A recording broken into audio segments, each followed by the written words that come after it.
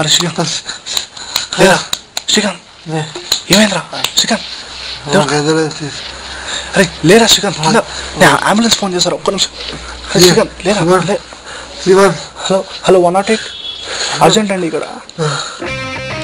మన జీవితానికి టేప్ రికార్డర్కి ఒక చిన్న తేడా ఉంటుంది. టేప్ రికార్డర్లో మనకి రివైండ్ చేసే ఆప్షన్ ఉంటుంది, కానీ మన జీవితానికి ఆ ఆప్షన్ ఉండదు. బ్రతకడానికి పోరాడుతున్న నా ఫ్రెండ్ జీవితాన్ని ఒక్కసారి రివైండ్ చేసి చూద్దాం.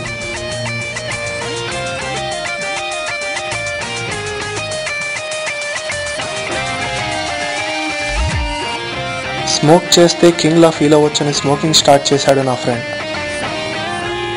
సిగరెట్ తాగేవాడి కన్నా ఆ పొగ పీల్చుకునేవాడికి ఎక్కువ డేంజర్ అని, డేంజర్కి దూరంగా ఉండాలని తనే సిగరెట్ తాగాలని తెలుసుకున్నాడు.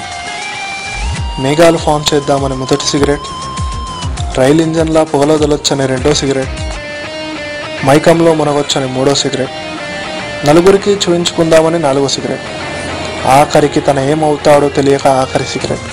ఇలా ఒక్కో సిగరెట్ తాగుతూ తాగుతూ తన ఊపిరితిత్తుల్ని గాలి కన్నా ఎక్కువగా పొగతో నింపుకొని ఇప్పుడు చావనే ఫ్లోర్ చివరి మెట్టు దగ్గర కొట్టుమిట్టాడుతూ తన జీవితం మళ్ళీ వెనక్కి తిరిగి వస్తే బాగుండని అనుకుంటూ బాధపడుతున్నాడు. కానీ మన జీవితం పాటలు వినే టేప్ రికార్డర్ కాదు. ఎక్కడి నుంచి మొదలు పెట్టామో మళ్ళీ అక్కడికే రావడానికి. జీవితం కూడా ఓ సిగరెట్ లాంటిదే. సమయంతో పాటు గాల్లో పొగలా కలిసిపోతుంది. కానీ మనకి టేప్ రికార్డర్లో స్కిప్ అనే ఆప్షన్ ఉంటుంది.